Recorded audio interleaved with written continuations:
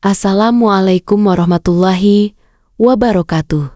Sahabat muslim yang dirahmati Allah, setiap orang tua pasti menginginkan anak-anaknya tumbuh menjadi pribadi yang solih dan salihah. Namun, dalam perjalanan mendidik dan membimbing mereka, seringkali kita lupa bahwa cinta, kesabaran, dan keteladanan adalah fondasi utama dalam rumah tangga Islami. Di balik anak yang kuat imannya, ada orang tua yang tak lelah berjuang dalam diamnya. Kisah ini adalah tentang seorang ayah biasa, namun cintanya luar biasa. Seorang ayah yang menanam cinta, lalu menuainya dengan air mata haru di penghujung usia. Namanya Pak Rizal. Ia bukan ustadz, ia bukan tokoh terkenal, hanya seorang petani di sebuah desa kecil di Jawa Tengah. Hidupnya sederhana, namun satu hal yang ia tanamkan sejak awal menikah, aku ingin anak-anakku cinta kepada Allah sebelum mereka cinta kepada dunia. Setiap subuh, Pak Rizal akan membangunkan istri dan anak-anaknya dengan suara lembut.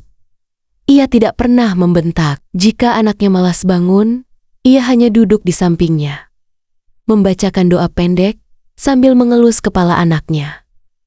"Nak, bangun ya, Allah menunggumu," dalam sujud. Kalimat itu sederhana, tapi terasa hingga hati. Setelah subuh, ia akan mengajak anak-anaknya duduk melingkar, membacakan kisah para nabi, bukan dengan paksaan, tapi dengan cerita-cerita yang membuat hati hangat. Kadang mereka tertawa bersama, kadang menangis bersama. Istrinya pun diajak bekerja sama. Ia tidak membebankan pendidikan agama hanya pada sang istri, karena baginya, ayah adalah madrasah pertama bagi anak lelaki dan benteng pertama bagi anak perempuan.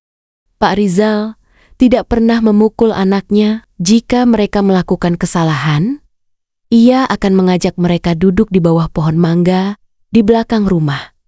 Di sanalah ia bicara dari hati ke hati. Ia tak hanya berkata jangan, tapi juga menjelaskan mengapa. Ia tidak hanya menegur, tapi juga mendidik dengan kasih. Satu hari, anak bungsunya, Fikri, pernah mencuri uang Rp1.000 dari warung. Saat tahu, Pak Rizal tidak marah besar. Ia mengajak Fikri berjalan kaki ke masjid. Di tengah jalan ia berkata, "Nak, ayah tidak marah karena uang 1.000 itu, tapi ayah takut kamu tumbuh besar tanpa takut kepada Allah." Kalimat itu menancap kuat dalam hati Fikri. Sejak hari itu, Fikri berubah. Ia menjadi lebih jujur, lebih lembut hatinya, dan lebih semangat dalam belajar agama.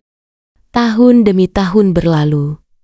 Anak-anak Pak Rizal tumbuh dewasa, satu persatu hafal Al-Quran, lulus kuliah, menikah dengan pasangan salih dan salihah. Dan saat semua anaknya telah mandiri, Pak Rizal hanya berkata pada istrinya dengan senyum, "Alhamdulillah, ladang kecil kita dulu ternyata menghasilkan buah yang manis."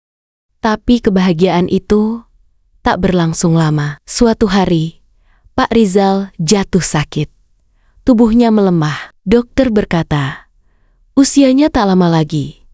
Di hari-hari terakhirnya, semua anak-anaknya berkumpul. Mereka membaca Al-Quran bergantian di samping tempat tidurnya. Di detik-detik terakhirnya, Pak Rizal berbisik lirih, "Ayah bukan orang kaya.